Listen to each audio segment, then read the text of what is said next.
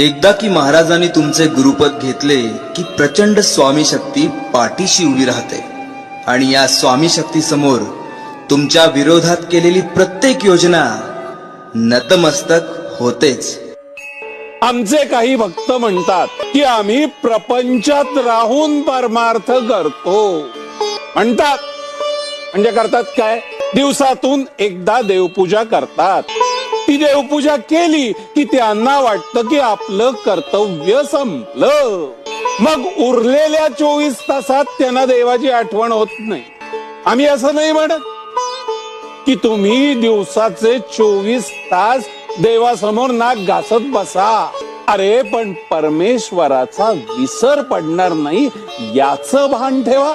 याच्या उलट काही भक्त त्यांना वाटतं की प्रपंच आणि परमार्थ या दोन्ही गोष्टी एकाच वेळी होऊ शकतात।